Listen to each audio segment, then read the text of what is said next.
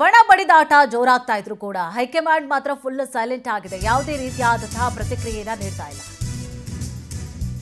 ಕೈಪಡೆ ಜಟಾಪಟಿ ದೆಹಲಿಯಲ್ಲೇ ಇರುವಂತಹ ರಾಹುಲ್ ಗಾಂಧಿ ಇಷ್ಟೆಲ್ಲ ಜಟಾಪಟಿ ಆಗ್ತಾ ಇದೆ. ಈಗಾಗಲೇ ರಾಜ್ಯ ಕಾಂಗ್ರೆಸ್ನಲ್ಲಿ ದೆಹಲಿಯಲ್ಲೇ ಇದ್ದಾರೆ ಅನ್ನುವಂತಹ ವಿಚಾರಗಳು ಕೂಡ ಗೊತ್ತಾಗ್ತಾ ಇದೆ. ರಾಹುಲ್ ಗಾಂಧಿ ಕರ್ನಾಟಕದ ಶಾಸಕರು ಸಚಿವರಿಗೆ ಸಮಯವನ್ನ ಕೂಡ ಕೊಡ್ತಾ ಇಲ್ಲ. ಪವರ್ ಟಿವಿಯಲ್ಲಿ ಕಾಂಗ್ರೆಸ್ ರಾಜಕಾರಣದ ಎಕ್ಸ್ಕ್ಲೂಸಿವ್ ಸ್ಟೋರಿ. ವಿದೇಶ ಪ್ರವಾಸಕ್ಕೆ ಹೋಗಿ ಇಲ್ವಾ ಹಾಗಿದ್ರೆ ರಾಹುಲ್ ಗಾಂಧಿ ಅವರು ಮೀಟ್ ಮಾಡ್ಲಿಕ್ಕೆ ಬರ್ತಾರೆ ಅಂತ ಹೇಳಿ ವಿದೇಶ ಪ್ರವಾಸ ಅಂದ್ಬಿಟ್ರ. ದೆಹಲಿಯಲ್ಲೇ ಇದ್ರೂ ಕೂಡ ಕುರ್ಚಿ ಫೈಟ್ ಗೊಂದಲಕ್ಕಿಲ್ಲ ಪರಿಹಾರ.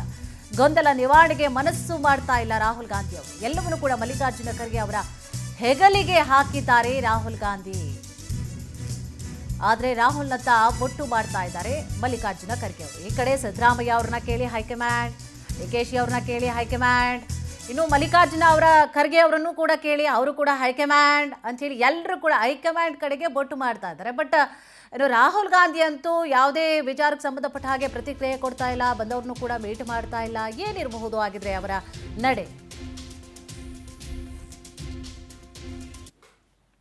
ಇದೇ ವಿಚಾರ ಸಂಬಂಧವಾಗಿ ಹೆಚ್ಚಿನ ಡೀಟೇಲ್ಸ್ ಅನ್ನ ಕೂಡ ನೀಡ್ತಾ ಹೋಗ್ತಾರೆ ನಮ್ಮ ಪ್ರತಿನಿಧಿ ಸಂತೋಷ್ ಹೊಸಹಳ್ಳಿ. ಎಸ್ ಸಂತೋಷ್, ಈಗ ಬಂದವ್ರನ್ನು ಕೂಡ ಭೇಟಿ ಆಗ್ತಿಲ್ಲ.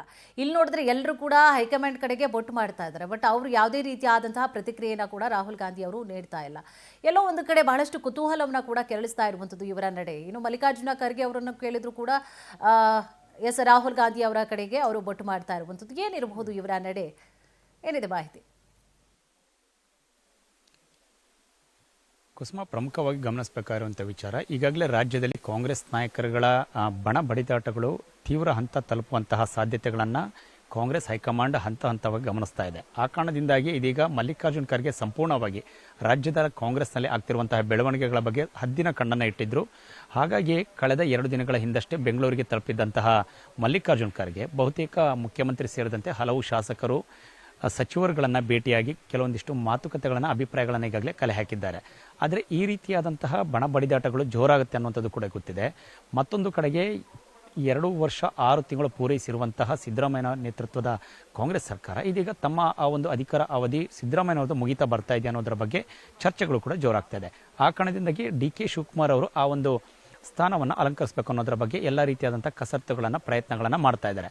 ಹಾಗಾಗಿ ಎಲ್ಲ ರೀತಿಯಾದಂತಹ ಸರ್ಕಸ್ಗಳನ್ನು ಡಿ.ಕೆ. ಶಿವಕುಮಾರ್ ಬಣ ಮಾಡೋದಂಥ ಪ್ರಯತ್ನ ಮಾಡ್ತಾ ಇದೆ. ಕಳೆದ ವಾರ ಸುಮಾರು 5 ರಿಂದ 7 ಜನ ನೇತೃತ್ವದ ಶಾಸಕರ ಸಚಿವರ ತಂಡ ಮಲ್ಲಿಕಾರ್ಜುನ್ ಖರ್ಗೆ, ವೇಣುಗೋಪಾಲ್ ಇಬ್ಬರು ಪ್ರಮುಖ ಕಾಂಗ್ರೆಸ್ ನಾಯಕರುಗಳನ್ನು ಭೇಟಿಯಾಗಿ ತಮ್ಮದೇ ಆದಂಥ ಒಂದು ಮನವಿ ಜೊತೆಗೆ ಒತ್ತಡವನ್ನು ಹಾಕುವಂಥ ಪ್ರಯತ್ನ ಮಾಡ್ತಾ ಇದ್ರು.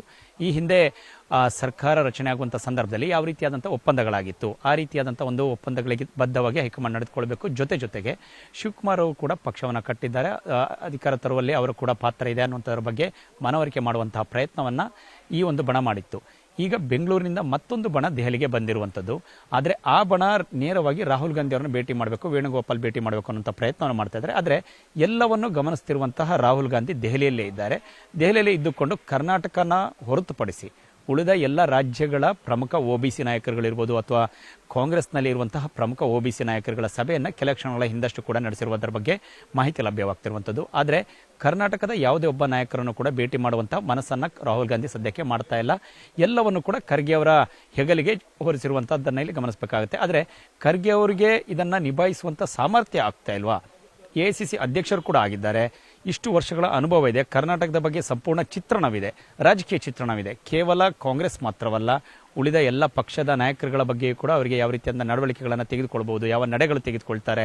ಹೀಗಾಗಿ ಎಲ್ಲ ರೀತಿಯಾದಂತಹ ಒಂದು ಮಾಹಿತಿಗಳು ಜೊತೆಗೆ ಸಂಪೂರ್ಣ ಅಭಿಪ್ರಾಯಗಳಿದ್ರೂ ಕೂಡ ಖರ್ಗೆ ಅವರು ಇದನ್ನು ಇತ್ಯರ್ಥಗೊಳಿಸುವಲ್ಲಿ ವಿಫಲರಾಗ್ತಾ ಇದ್ದಾರೆ. ಒಂದು ಕಡೆ ಬೆಂಗಳೂರಿನಲ್ಲಿ ಖರ್ಗೆ ಅವರು ಹೇಳ್ತಾರೆ ಎಲ್ಲವನ್ನು ಕೂಡ ಹೈಕಮಾಂಡ್ ಗಮನಿಸುತ್ತದೆ. ಹೈಕಮಾಂಡ್ ಅಂದರೆ ಯಾರು? ಅವರೇ ಎಐಸಿಸಿ ಪಕ್ಷದ ರಾಷ್ಟ್ರೀಯ ಅಧ್ಯಕ್ಷರಾಗಿರುವಂಥದ್ದು. ಆದರೂ ಕೂಡ ಈ ಒಂದು ಪರಿಸ್ಥಿತಿಯನ್ನು ನಿಭಾಯಿಸುವಲ್ಲಿ, ಹತೋಟಿಗೆ ತರುವಲ್ಲಿ ಅವರಿಗೆ ಸಾಧ್ಯವಾಗ್ತಾ ಇಲ್ವಾ? ಈ ರೀತಿಯಾದಂಥ ಚರ್ಚೆಗಳು ಈಗ ಮತ್ತೊಮ್ಮೆ ರಾಷ್ಟ್ರ ಮಟ್ಟದಲ್ಲಿ ಆರಂಭವಾಗ್ತಾ ಇದೆ.